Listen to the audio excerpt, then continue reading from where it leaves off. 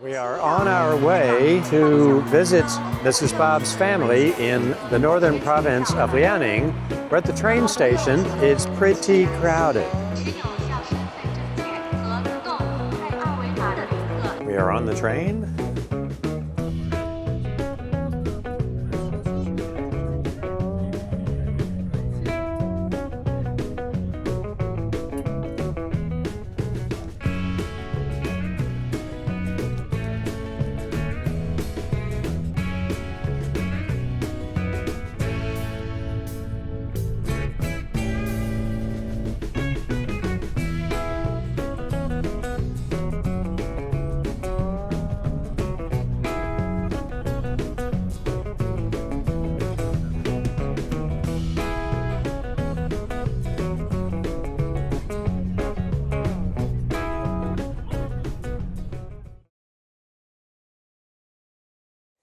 Mrs. Bob and I are in her hometown village. This is where she grew up. It's a very small village, especially for China.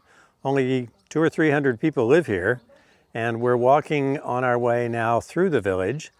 I will take you along with us.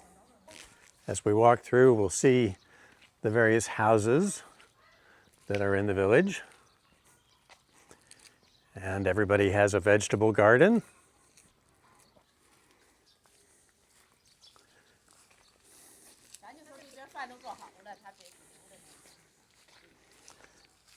And everybody is growing corn. There is corn growing everywhere. A staple food.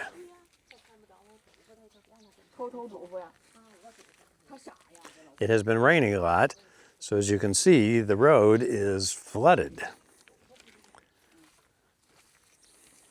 No drainage in the village. And this is the road into the village from the main road. So this is the real rural China. Lots of farmland around us, and villages and small towns. This is what life in rural China is like. More cornfields, chickens. We've now reached the main road. In one direction, it leads off into a small town, and actually is the town where Mrs. Bob went to middle school, but we're going the opposite direction on this road. I'll show you which way goes to the town and which way we're going. That way goes to town. This is the direction we are walking. We're off to visit yet another one of Mrs. Bob's aunts. As we walk along the small road out of the village, this large field that you can see is peanuts. And as we walk along, we pass by more of the houses in the village and farm equipment. It's a farming community, so lots of farm equipment around. They grow besides the corn and peanuts, and of course everybody has their own private gardens, and there are also some apple trees around.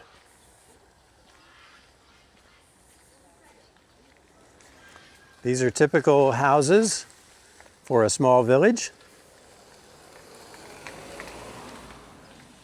All one story. Drainage in the village is strictly of the natural kind, and it has been raining, as I said, a lot. So this is just by the side of the road, and the water has just filled up the space in between.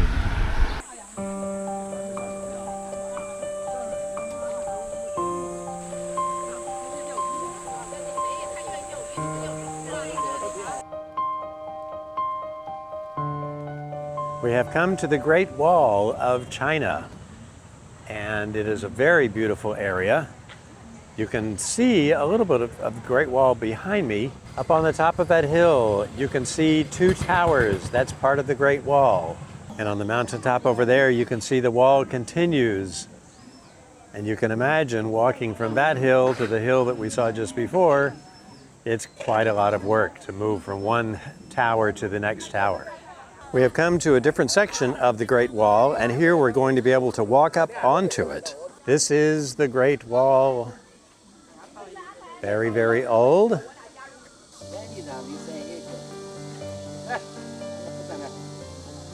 The ancient walkway through the ancient tunnel.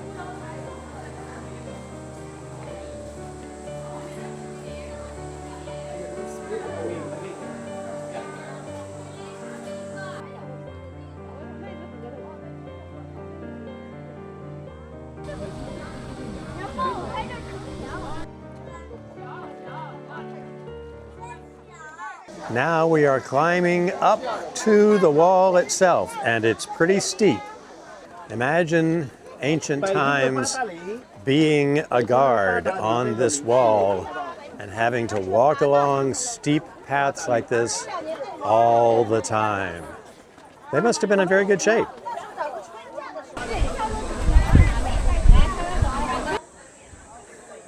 And you can see the wall running along over there. And on the other side of this section, the wall continues.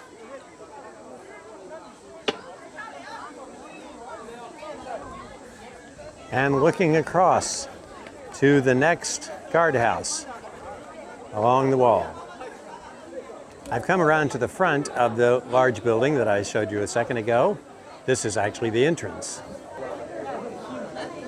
And now we're going inside.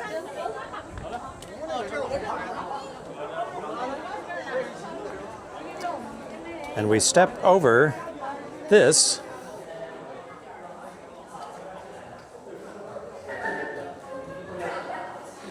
And here we have a map of the area where this section of the Great Wall is. The sign reads, "The first pass under heaven."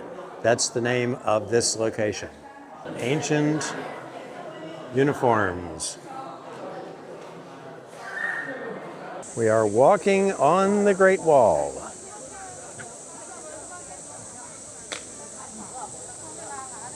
Here we see ancient graffiti. And we have these outlooks along the wall where we can see out and watch for the enemy. All over the wall we have these etchings. Can you read any of the? All names. It's names. The names, and say, I've been here. Somebody was here. Something like that.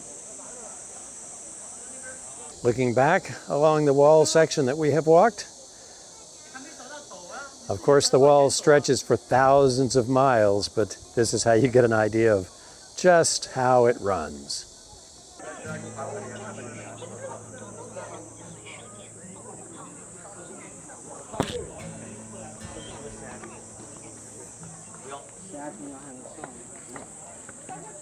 The tools that built the Great Wall.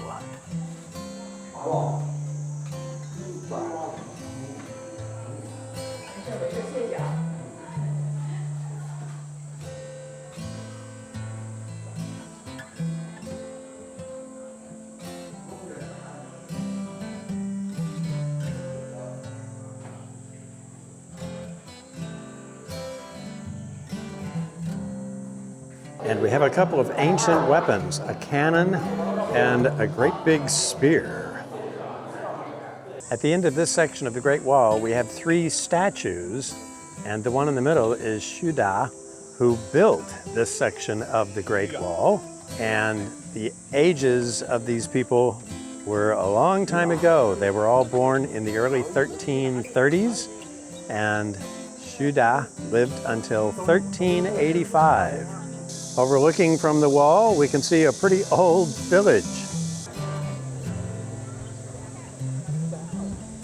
And here, you can get a good perspective of why this wall was built for protection. It's impossible to climb up here from the level below.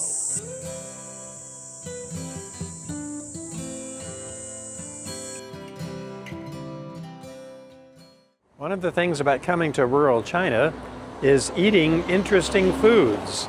And we are here for breakfast. We're going to have a tofu breakfast. Very interesting.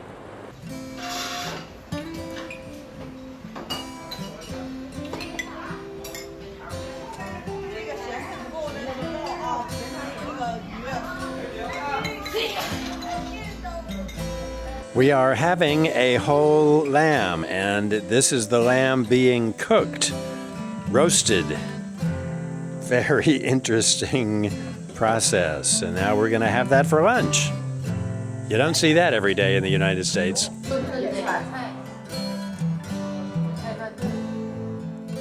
There is no wasted land in China. They have a lot of people to feed. So even here along the road passing through the mountains, there's a little space. Somebody planted corn. So the last evening we are at Mrs. Bob's home in the village. Her relatives are cooking a whole pig head. Wow. There it is, the whole pig head with some green onion. And also the pig feet, or trotters. Not your everyday dish. This is the contraption in which it's being cooked, which is a fire with a chimney. And the fire is down there in the bottom. Mrs. Bob's sister-in-law is making dumplings. I'll show you the process. She has added chopped onions to the meat dish and is stirring those in. We are having two types of dumplings for breakfast. We're having beef and onion, and we're having pork and chive. And now the pork and chive is being mixed together. And now we have Mrs. Bob's sister is rolling out the actual skins. She has made small pieces of dough, and each piece is then rolled out into a perfectly round skin. Then the skins will be stuffed with the dumplings and then boiled.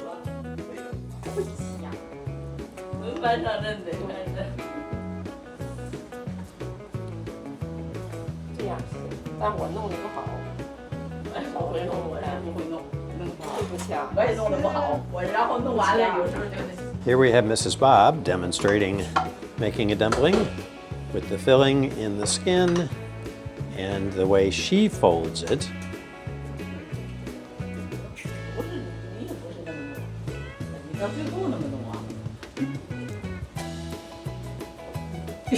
And as you can see, the way she folds it is different from the way her other sister folded it. So everybody has their own style. And now Mrs. Bob's other sister is filling the dumpling skins and folds it into the dumpling shape.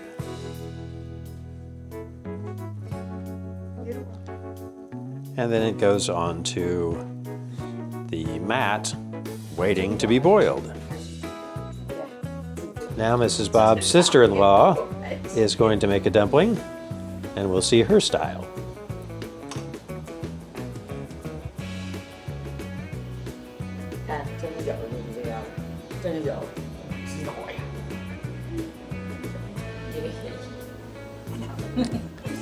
There we go. Different styles of dumplings for different people. Here you can see we've got an entire mat full of dumplings, and those will be going in to boil soon. The dumplings are being boiled.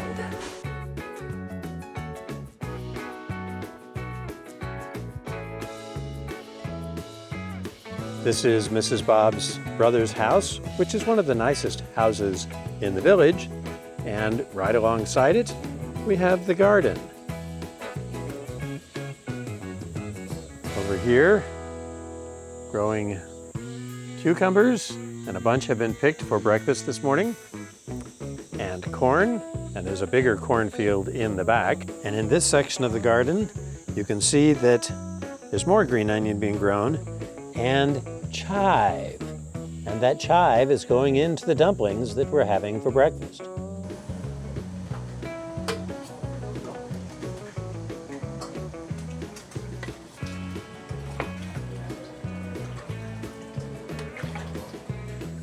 There's the finished dumpling, and that's really delicious.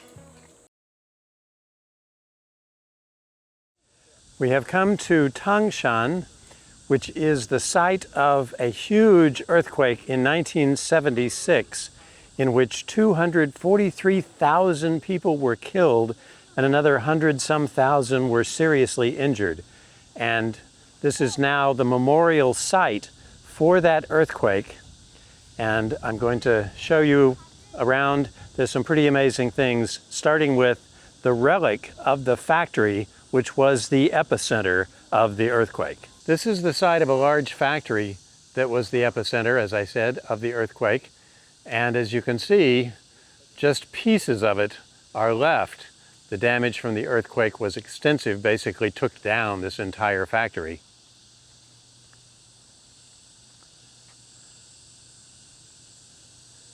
Here you can see the other end of the factory and just the pieces that are left. And over here, you see a chimney. That chimney was once 35 meters tall. So for those in the United States, that would be over 100 feet. But after the earthquake, half of it broke off, and now it's just 19 meters tall, so about 40 feet. A big portion of it came down in the earthquake. One of the most impressive parts of this entire memorial is an enormous wall with the names inscribed of all the people who died. As an American, it reminds me somewhat of the Vietnam Memorial Wall in Washington, D.C., with the names of all the U.S. soldiers who died there, but the scale is totally different. We're talking here about almost 250,000 people who died. This is the wall, and it just runs for about maybe 300 yards, about 100 meters. The names are inscribed on both sides. I'll give you a close-up look at that. So many names, so many people. Such a disaster. And as you can see, people leave flowers and other memorials to their lost loved ones. Here we have the railroad tracks that were running through this part of the area. And as you can see, it's extremely bent and broken by, of course, the force of the earthquake. This tree survived the earthquake, and there's a memorial to it. Just this one tree left standing. In the center of the memorial, there is a long sculpture exhibit which really tells the story of the tragedy. Here we have sculpture of workers carrying bodies out of the rubble. The sculptures continue. Again, workers digging, carrying out bodies, rescuing people that they can find alive. So much effort. And I was alive in 1976, certainly. I was 23 years old then. And I remember the reports of this earthquake. And because it was in somewhat of a remote area, it was very difficult to get relief work and aid in to help these people. So it truly was a disaster.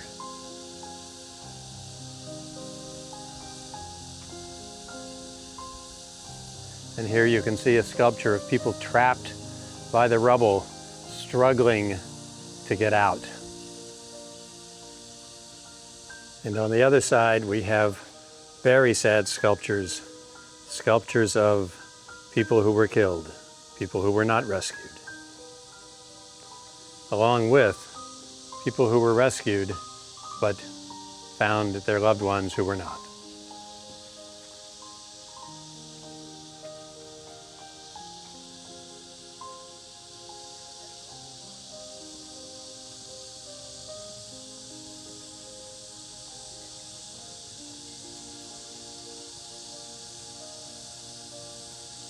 You can see in the sculptured faces the terrible tragedy, the huge loss feeling of finding their loved ones buried, dead in the rubble.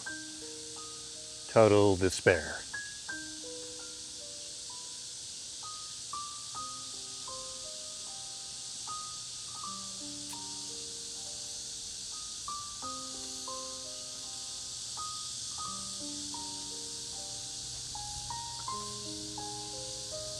The entire sculptural site is framed by huge concrete pieces that are indicative of the walls of the factory and other buildings that came down. There is a museum here, but unfortunately today it was closed, so I can't even tell you what's shown there, but I assume it gives more details about the disaster, the rescue efforts, and such, and I'm sure it's a fascinating museum to attend.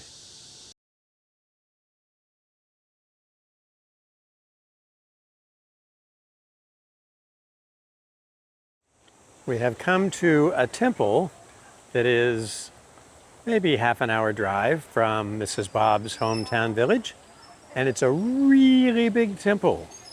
We'll take a look. You can see that it goes up multiple levels, higher and higher up the mountain, with a giant Buddha statue in the center. Although this temple was established in 1021, it's been destroyed and rebuilt a few times due to wars and other events of Chinese history. But it's a pretty big temple now.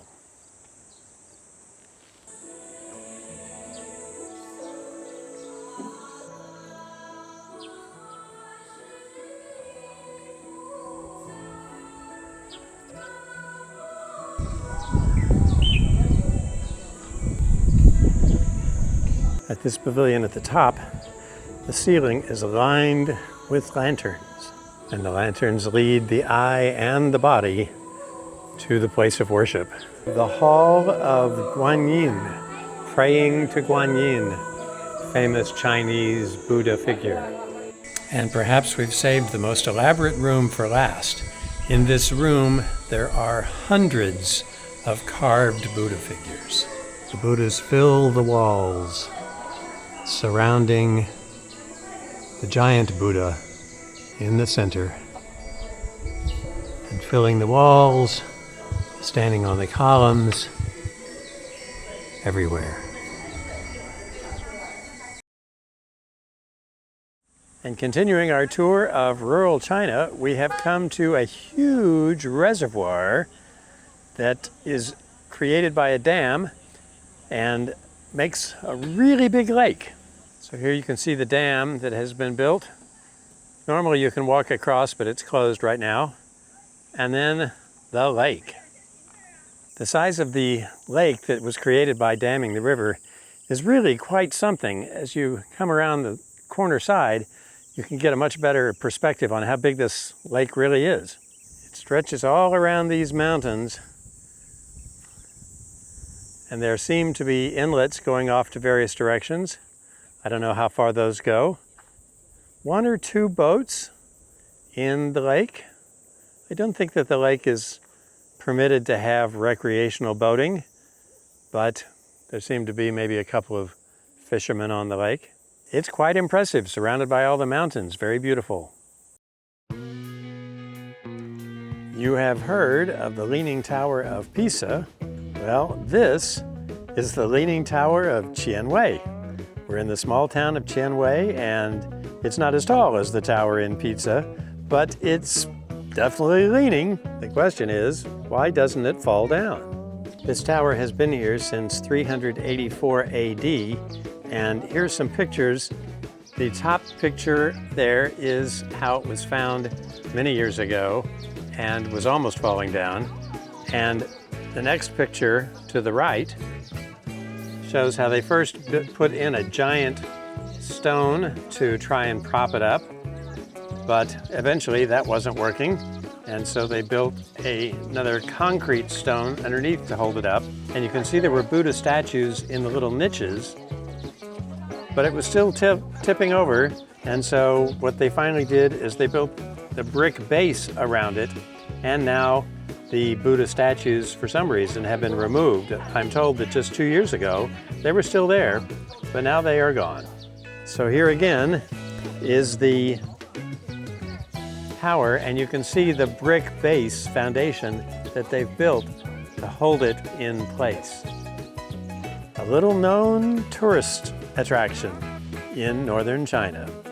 We started our trip to rural China in a train station, and we're finishing in a train station. That's our 6 days in rural China. Next stop, Shanghai. Thanks for watching. Be sure to tune in for more about China, and please subscribe. See you in the next one.